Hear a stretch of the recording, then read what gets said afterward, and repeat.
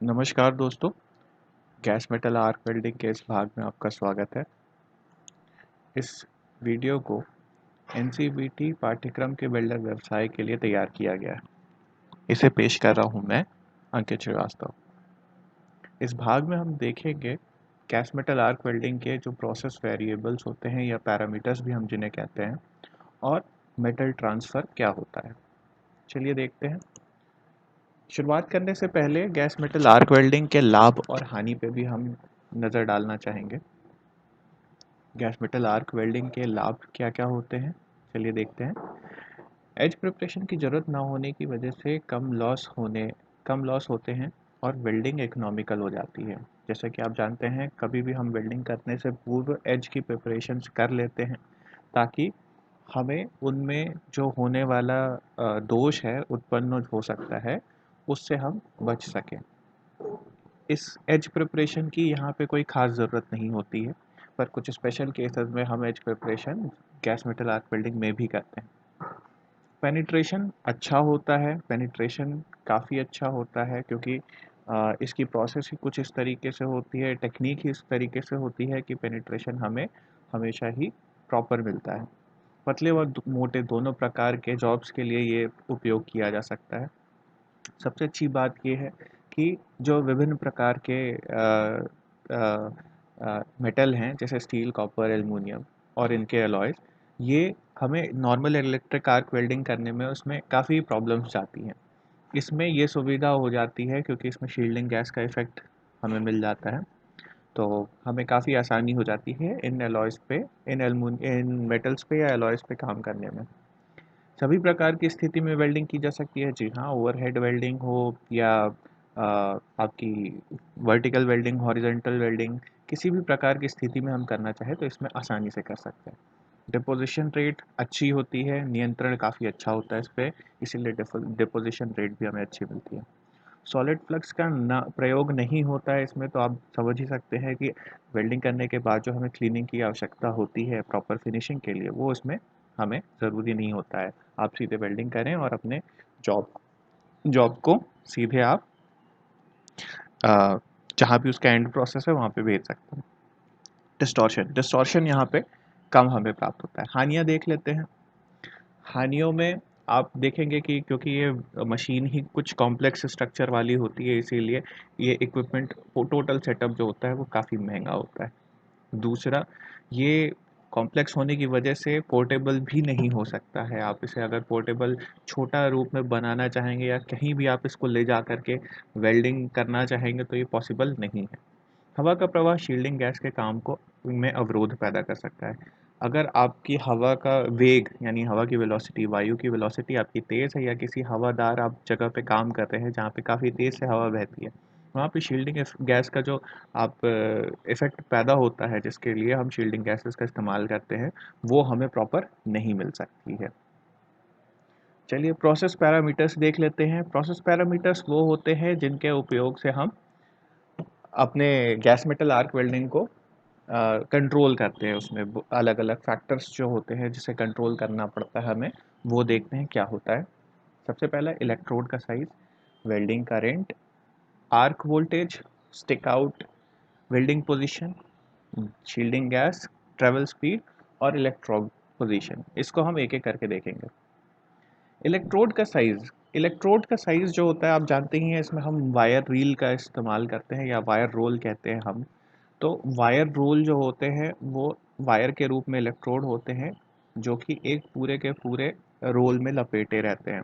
अब इनके अलग अलग साइजेस होते हैं, जैसे कि आप देख सकते हैं यहाँ पे 0.8 mm, 1 mm, 1.2 mm, 1.6 mm और 2.4 mm।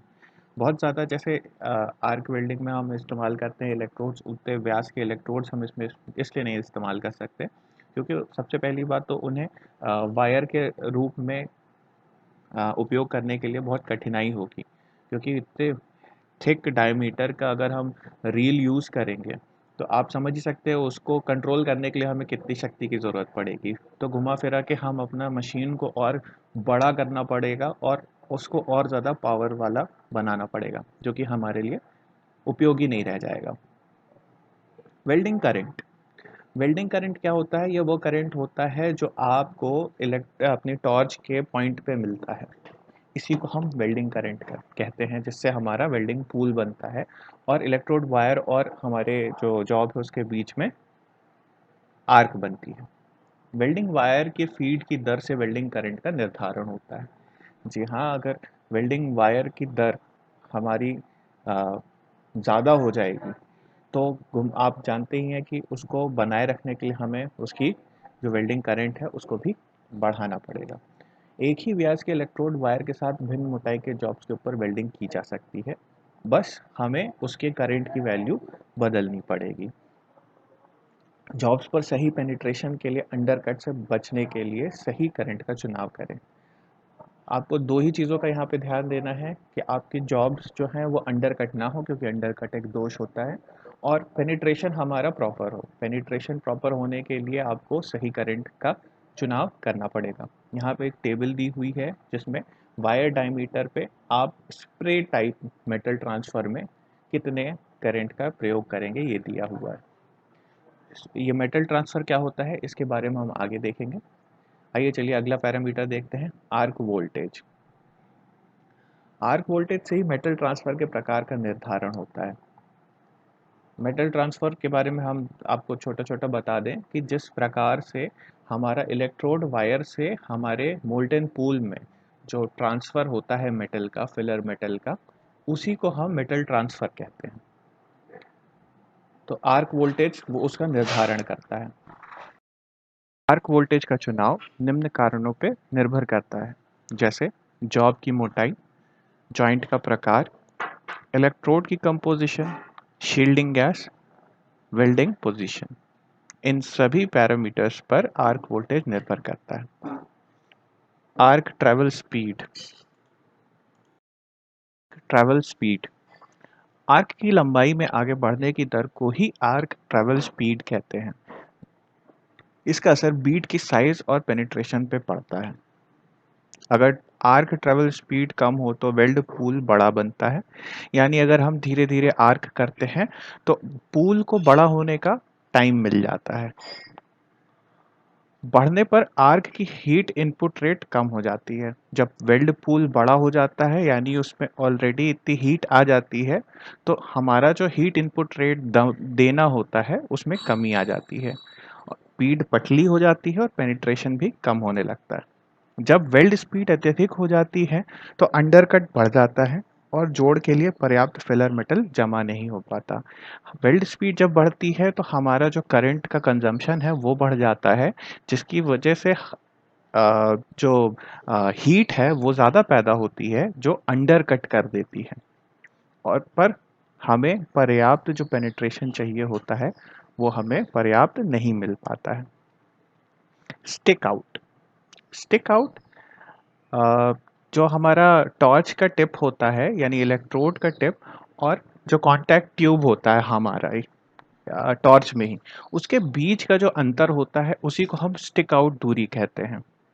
स्टिक आउट अधिक होने पर आर्क हीट में अधिक फिलर मेटल जमा होने लगता है, मतलब जो हमारी आर्क में जो हीट रहती है, आर्क का जो तापमान रहता है वो कम होने लगता है और जो फिलर मेटल होता है वो अधिक जमा होने लगता है। इसका असर ये होता है कि जो आपका बीड होता है वो बहुत ही अ, खराब बनती है, साथ ही साथ पेनिट्रेशन भी कम होता चला जाता है। वहीं पे कम स्टिक आउट होने पर स्पैटर जो है नोजल पर जम जाता है, जो कि हमारे शील्ड गैस के वेग को अवरोध पैदा करता है, प्रवाह में अवरोध करता है, जिससे हमारा जो शील्डिंग इफेक्ट है वो प्रॉपर ना होने की वजह से जो बीड होती है वो हमारी पोरस हो जाती है। यहाँ पे आप नोट कर लें कि शॉर्ट सर्किट आर्क के लिए 6 से 13 mm का हमारा स्टिक आउट होता है, जबकि स्प्रे ट्रांसफर के लिए 13 से 25 mm तक का हम स्टिक आउट रख सकते हैं। इलेक्ट्रोड पोजीशन के लिए हमने पिछले भी भाग में बात की थी कि बैकवर्ड वेल्डिंग टेक्निक जो होती है उससे हमें प्रॉपर पेनिट्रेशन की और प्रॉपर कनकेव शेप की, कन्वेक्स शेप की बीड मिलती है। वहीं यहाँ पे आप देख सकते हैं चित्र में फॉरवर्ड हैंड टेक्निक और बैकवर्ड हैंड टेक्निक दोनों में क्या अंतर है। सभी प्रकार के वेल्डिंग में इलेक्ट्रोड पोजीशन वेल्ड बीट के शेप और पेनिट्रेशन पर प्रभाव डालता है, जैसा कि हम बात कर ही चुके हैं। इसमें दो प्रकार की तकनीक भी हम देख चुके हैं। अगला हम देखते हैं metal transfer. Metal transfer rate, जैसा कि मैंने आपको बताया था कि हमारे इलेक्ट्रोड वायर से वेल्डिंग पूल में ट्रांसफ़र होने जो मेटल ट्रांसफ़र होता है, उसी की प्रक्रिया को हम मेटल ट्रांसफ़र बोलते हैं।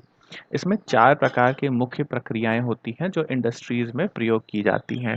पहला spray transfer, globular transfer, short circuit transfer और पल्स्ड ट्रांसफ़र। इनको एक-एक करके देखते हैं। Spray transfer. स्प्रे ट्रांसफ़र, जैसा कि आप नाम से समझ सकते हैं कि इलेक्ट्रोड वायर से छोटी-छोटी बूंदें पिघले हुए मेटल की हमारे वर्क पीस पर जाकर के जमा होती हैं। इसी प्रकार के ट्रांसफ़र को हम स्प्रे ट्रांसफ़र कहते हैं।